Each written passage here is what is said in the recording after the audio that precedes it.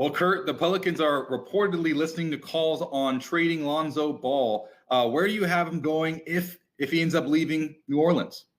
Yeah, it's not going to be that easy to trade him because he's a restricted free agent at the end of this year. So you're either paying to rent him for half a season, or more likely, you're just going to have to fork over the cash, right? Like you're going to have to figure out what number it is and pay him. They did not extend him. So whatever it is, you're going to have to pay him at the end of the year to keep him.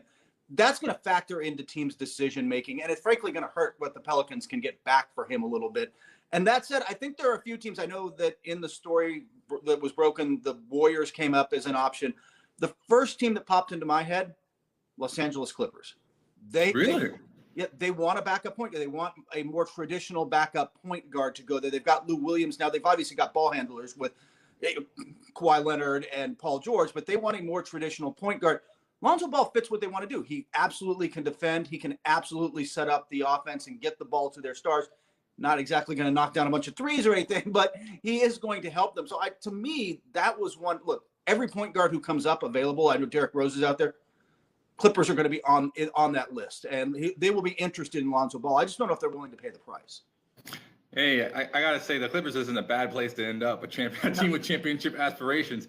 I didn't have the Clippers on my list. I had the Cavaliers. I think with Lonzo Ball, you have to understand, like you said, there are limitations. One, because he's a restricted free agent. And then two, what kind of player is he thus far? He's averaging about 12 and 4 assists right now. He's going to be a great role player, a great defensive player for a team. And his salary is hovering around the $11 million mark per year right now. So you're going to think, okay, well, if he's going to go to a different team, probably in that same kind of area, he'll probably be in a multi-team trade to a team that's rebuilding and wants to look towards the future and bet on this guy who's been in Los Angeles, been in New Orleans with limited success.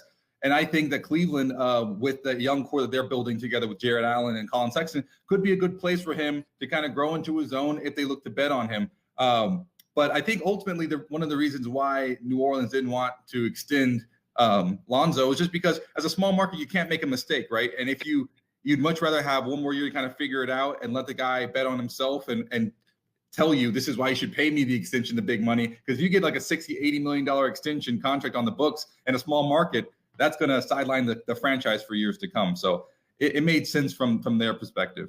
It absolutely does. And also with Lonzo, don't you feel it's got to be the right style of team, right? He's better when he is playing on instinct. He's better in transition than he is in a traditional half court. He's not Chris Paul, right? He's not a guy who walks the ball up the court and he's just beating you at chess in his mind, right?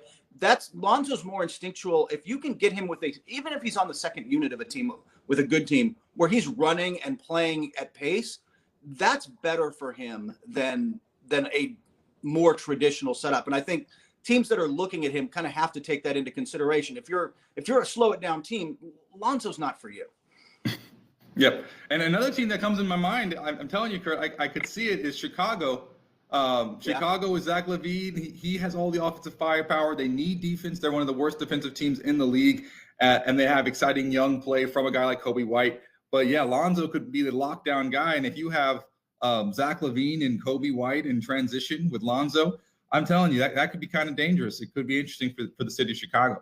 That absolutely could. They play fast, and you're right, absolutely need defense. One of the problems there is that everybody likes the way that White and everybody on there looks on offense.